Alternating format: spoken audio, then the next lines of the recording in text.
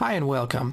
This is the first in a series of bonus lectures I've decided to create to cover a couple of extra topics that I think will give you a better understanding of how the Bitcoin works.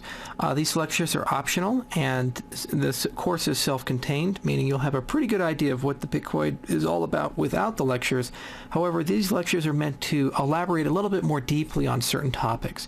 This lecture is on cryptography, and I'm going to explain the fundamentals of cryptography, and we're going to kind of work our way towards the cryptographic protocol that the Bitcoin uses. Okay, so cryptography in general can usually be explained in terms of two people talking to each other. This is the quintessential example we tend to use, the Alice and Bob. So let's say that you're Bob, and I'm going to give you a cape because Bob is an awesome guy. Okay, so Bob, here we go. And let's say Bob has a girlfriend, and her name is Alice. And you can see that I didn't go to art school. All right, so here is Alice. Okay, and Bob wants to go ahead and communicate with Alice securely. They want to send messages back and forth to each other. Well, here's the issue. Let's say Bob has a girlfriend, an ex-girlfriend, and her name is Eve. And they dated for a while. It was fun. Unfortunately, Eve is utterly crazy.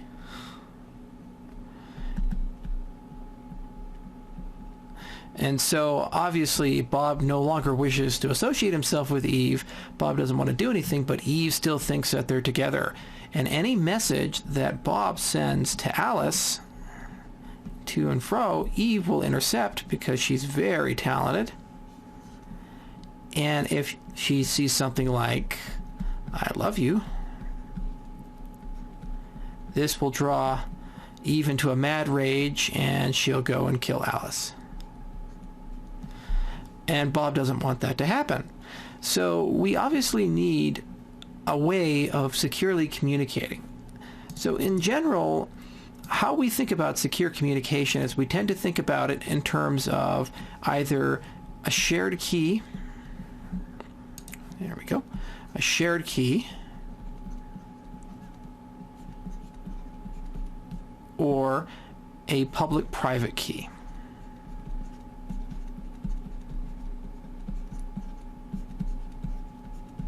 Okay, so let's begin with the shared key. Under the shared key case, Bob here and Alice, what they do is they meet up at the park. They go somewhere. And they decide on a secret key K. Okay, so we'll write secret right here. And what Bob does is he takes a cryptographic function, it can be very many, and he takes this message he wants to tell Alice, and he uses that secret key, and it outputs a cryptographically secure message. So, let's say Eve intercepts it because she's very talented and very persistent. Eve. When she gets this message, it's garbage. She can't understand it. And it would take a very, very long time by brute force alone to try to go ahead and figure out what this message is. Billions of years or millions of years, a lot of time, even factoring in the growth of computer rate.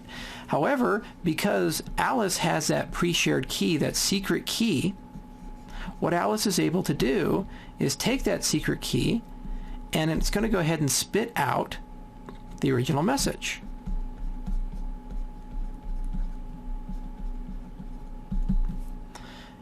And Eve will never know. She can never know that. So that's pre-shared keys, and this is called symmetric cryptography.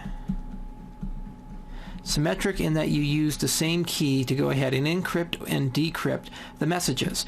And for a long time, this happened to be the cryptographic paradigm that we lived in for a very, very, very long time. You'd use one key to encrypt, the same key to decrypt, and you'd share the key. And it would take some time and effort to go ahead and share that key, and thus encryption and decryption was kind of a luxury reserved by governments and so forth.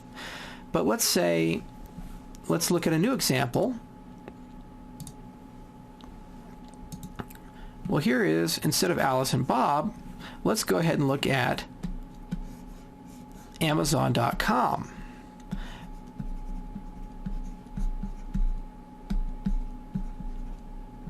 Okay, so Amazon.com, I think this is their logo that has that A through Z thing. So Amazon.com, it lives in somewhere in California, and they have many, many servers.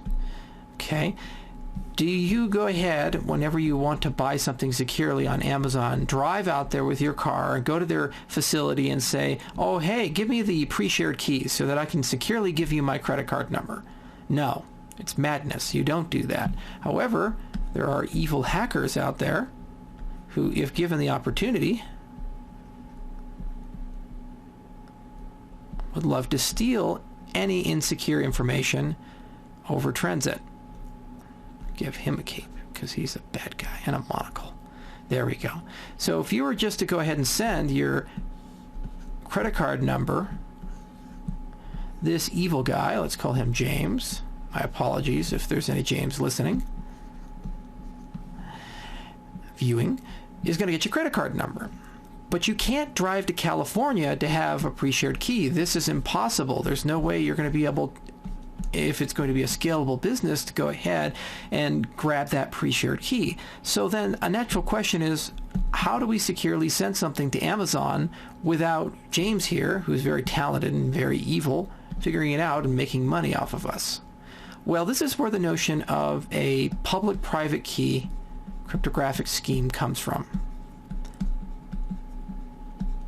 So the first was RSA, and it was invented by Ravis, Shamir, and Adelman. And what they basically did is they say, okay, what we're going to do is have a public key that everybody in the world knows. It's public, and we're going to call that K1. And so what Bob is going to do is he's going to take that encryption function. He's going to take the message that he wants to encrypt. He's going to take our public key, and it's going to create an encrypted message. But there is no way to decrypt this message with that public key. Meaning if James was to intercept this encrypted message that's sent across the channel, James would not be able to decrypt it with just the public key. Instead, what we're going to have is a private key right over here. A private key.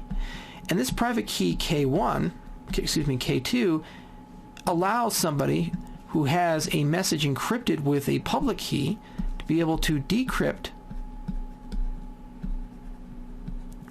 that message into the original message. Now, the details of this system are a little complex. In terms of RSA, it involves integer factorization. The system that the Bitcoin uses is called elliptic curve digital signing algorithm.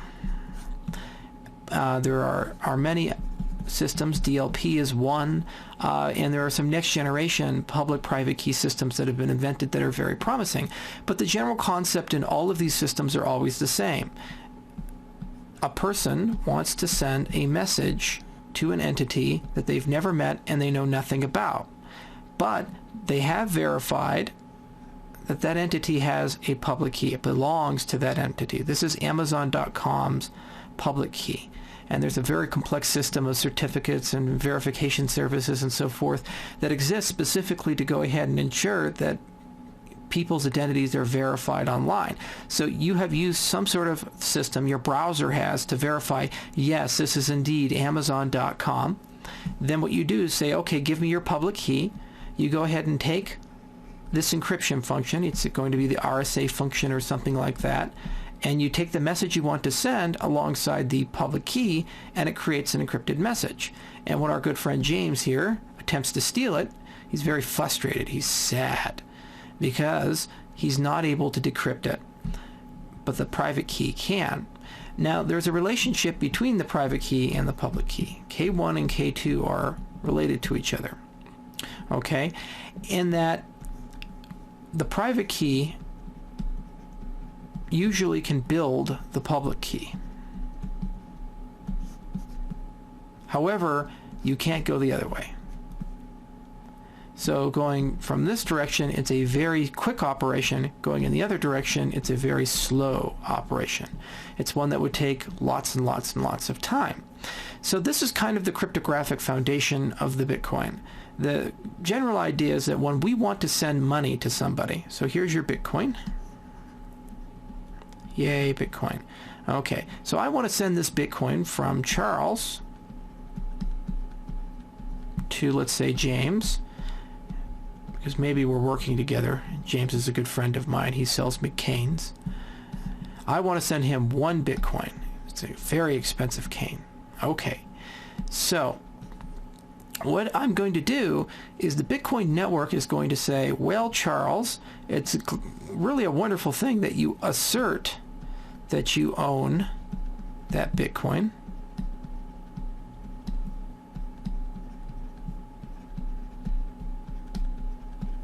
Okay. It's really a wonderful thing that you claim that you own this Bitcoin. However, you have to prove it. The Bitcoin has 2 parts using that digital signing algorithm. It has a public key and a private key. And everybody in the network understands the public key. Okay? But only I own the private key. It's the only person in the world that knows that. So using my private key, I can verify that I do own that Bitcoin, and I am authorized to go ahead and transact it over to James. So only the person who holds the private key for a particular Bitcoin is capable of going ahead and transmitting that Bitcoin. And that assertion that you own it can be verified because people can do a test with that public key. So here's an example. Let's say I claim I own that key. I own it. Okay, and you say, well, you prove it. So here's how we're going to do that. You're going to take something like candy. Okay? And you're going to treat me like James. You're going to take candy, you're going to take the public key, and you're going to encrypt it.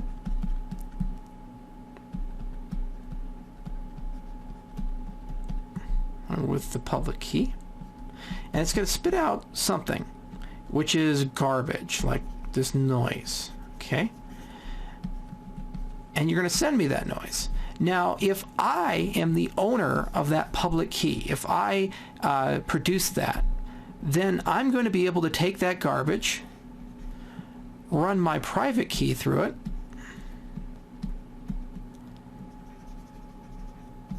and it's going to pop out candy. Okay? And I'm going to send it back to you. And so the question you're going to ask is, what did I send you, Charles? And I'm going to say, you sent me the string candy, or whatever test you want to use. The Bitcoin network works in a similar way for transactions. When you are transacting between 2 entities, entity 1 has to prove that they are the owner of the coin, and then when entity 2 receives that coin, entity 2 has now bound that coin to his public-private key pair. And because entity 2 is the only person who owns the private key, entity 2 is now the only person who is capable of spending that key. So that's basically the Bitcoin's encryption in a nutshell. I'm not going to go over the elliptic curve digital signing algorithm, nor am I going to go over the protocols on how exactly this proof works. It's not necessary to really understand the cryptographic security. What is necessary to understand is that going from the public key to the private key with the particular algorithm is impossible in normal time. ECDSA is very secure. It's used by the CIA and also by the NSA, amongst other agencies. And so there's a consensus that this cryptographic method is nearly unbreakable unless you have lots of special information and it's not been implemented correctly.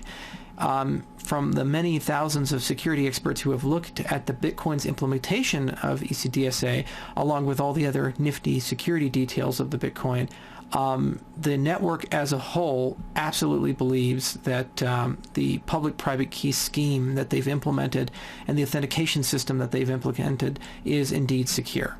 In fact, it's so secure, it's much, much more secure than regular online transactions. And this is why we say Bitcoins are better than credit cards, or Bitcoins are better than cash transfers, and et cetera, et cetera. Okay, that's all I have for you. If this lecture makes sense, go ahead and let me know. If it doesn't make any sense at all, I'll try to redo it and become a better artist. And I hope that helps clear up a little bit of stuff about the concept of encryption and decryption as it relates to the Bitcoin. Thank you much, and have a wonderful day.